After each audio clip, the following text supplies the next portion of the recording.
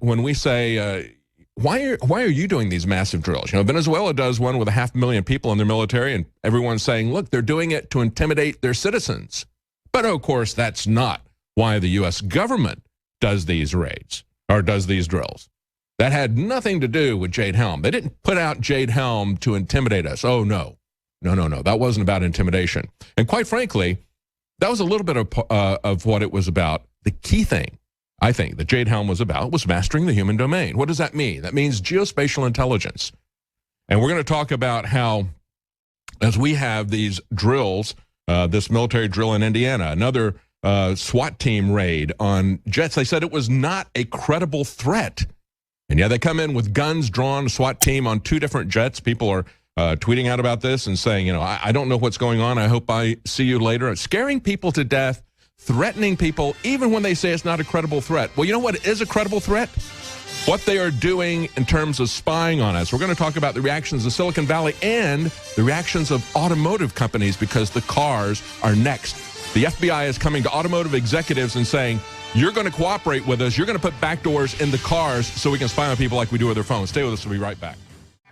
Welcome back to the Alex Jones Show. I'm David Knight, your host, and we're going to be talking about a wide variety of issues today. It is absolutely amazing. You know, most days it's really like trying to drink out of a fire hose to see the news feed that's coming out, but today is especially heavy. We had our reporters who were in Albuquerque, New Mexico yesterday. Jakari Jackson got stoned. Yeah, they threw a rock at him, folks. Jakari doesn't get stoned that way. But very violent, and we've got a lot of clips that we're going to show that. Of course, we're going to talk to our reporters the bottom of the third hour. We're also going to have Dr. Francis Boyle, an expert on bioterrorism. He's going to be here with an update on the Zika virus and genetically modified mosquitoes as a disease vector. We're also going to be talking to Joel Skousen about Venezuela and other flashpoints. And as I just mentioned, you know, they've had gun control for 4 years in Venezuela. People are hunting now cats and dogs to eat in the streets after socialism has taken its full effect. They're also hunting down the cops to get their weapons because they've got gun control. And when they enacted gun control, one of the things that they did was to ban prepping. They called it hoarding. So you want to make sure, as we see ourselves being drugged down this path by the Democrat Party, the same path that Venezuela has been drugged down. Of course, Bernie Sanders praises Venezuela and Nicaragua. We got the clips from him 30 years ago. He comes back and he says, well, you know, I love the spirit of their revolution and everything. We saw where that happened in Nicaragua.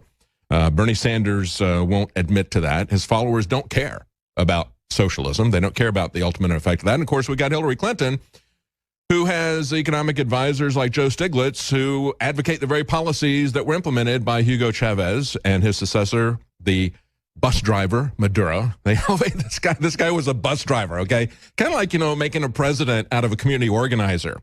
Maduro was a bus driver. Then he became a union leader. Then he got elevated to the highest levels, eventually became president in Venezuela. Ain't socialism great? You don't have to accomplish anything. They just put you, if they like you, they vote for you. You know, it's kind of like Bernie Sanders here.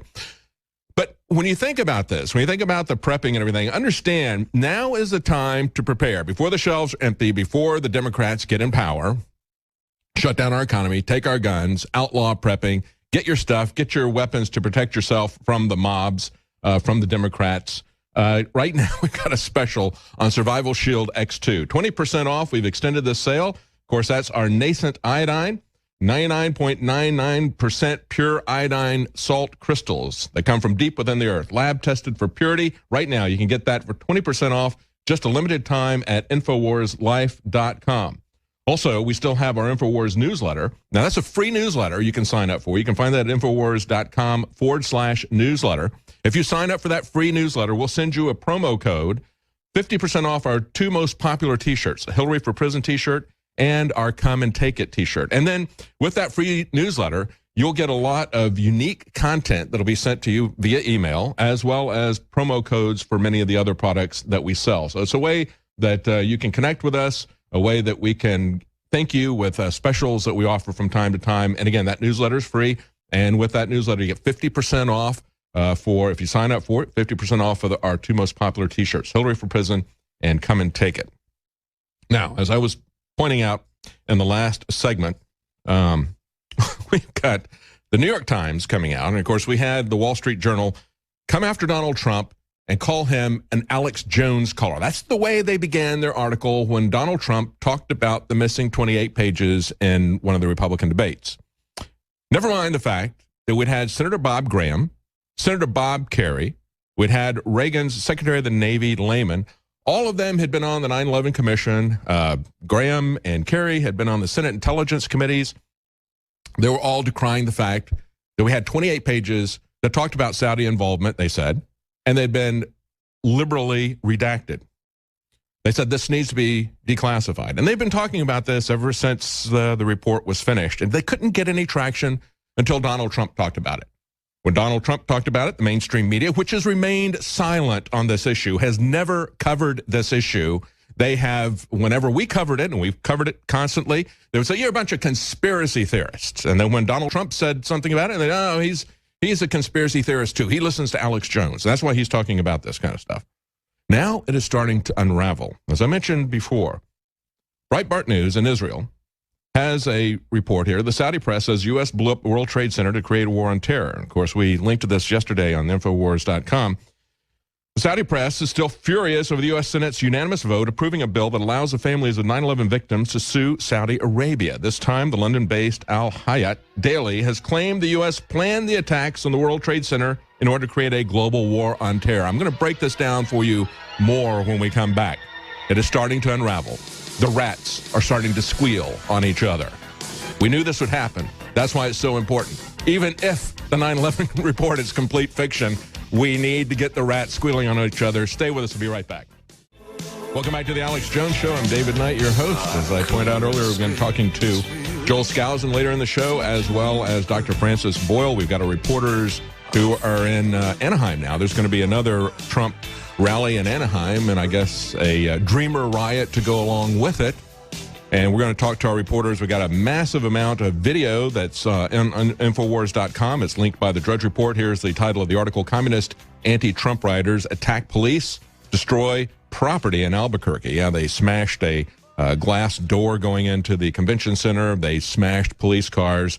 Jakari was hit with a stone. Guy threw a stone at him. They were throwing all kinds of stuff at people in wheelchairs, okay? They should know better than to go there and to have a political rally that these people from Mexico don't like, because that's what they were doing. All of them waving, you know, they're burning American flags.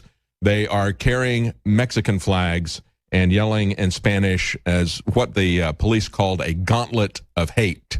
That was what the police called it, a gauntlet of hate for the people who are going to hear a political speech. You can't tolerate political speech. You shouldn't go somewhere like New Mexico because it's already been taken over by people who have no respect for our rule of law. And when I talk about our rule of law, I'm talking about our Constitution that says you have a right to free speech. They have absolutely no tolerance for other people's free speech. And you know, we've talked, let me just say as an aside here, we've talked about George Clooney and his hatred for Donald Trump. Let's talk about what his wife did. His wife tried to prosecute a genocide denier from Turkey and put him in jail. Now, I believe there was an Armenian genocide. I think it's easy to establish that that fact of history. But Amal Clooney tried to get a guy from Turkey. Turkey wants to get into the European Union, so they want to say that Turkey never committed genocide against the Armenians. Of course, that's where the term came from. That was they coined the term genocide because of the way the Turks treated the Armenians. But Turkey wants to become part of the European community, so they've got to rehabilitate their image. So they've got a guy who is denying that the Armenian genocide ever happened. Fine. We can handle that. We've got such a thing as free speech. We can talk about history. We can show the facts. We can interview people. But their approach, the approach of the Clooneys, the approach of the Democrats is to try to throw people in jail. And so Amal Clooney tried to prosecute this guy with the European Commission, tried to throw him in jail. That's the intolerance of the Democrats. That's what we're seeing in New Mexico, probably what we'll see in Anaheim, California as well. Coming after anybody that they don't agree with, trying to shut them up, trying to jail them. We see that from the people's side. We need to jail climate deniers. We need to use the RICO statute against climate deniers. No, we're not going to have a scientific debate. No, we're just going to shut you in jail. That's the intolerance of the left. And that's why they're bringing these people in, these dreamers from Mexico. who are doing this. Now, let's go back to what we were talking about before we went to break. The Saudis coming out and saying, hey, the U.S. government blew up the World Trade Center so they could create a war on terror. They're upset about the fact that the Senate has unanimously approved a bill that would allow victims of 9/11 to sue the Saudis if they can prove in court that they had something to do with it. Now, that, of course, has been the government's narrative. They wanted to say the Saudis did this. They wanted to blame it on the Saudis, but then they didn't want the Saudis to be held responsible 15 years ago. So what they did was they redacted those 28 pages. This is what a Saudi legal expert wrote. This was published in London.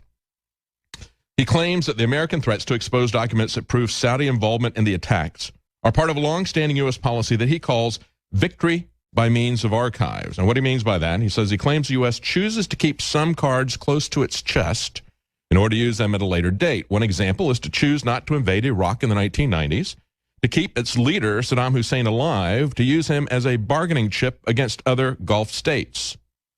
Only once Shiism threatened to sweep the region did America act to get rid of Hussein, he says, since they no longer saw him as an ace up their sleeve. And he claims the 9/11 attacks were another such card, enabling the U.S. to blame whoever suited its needs at a particular time.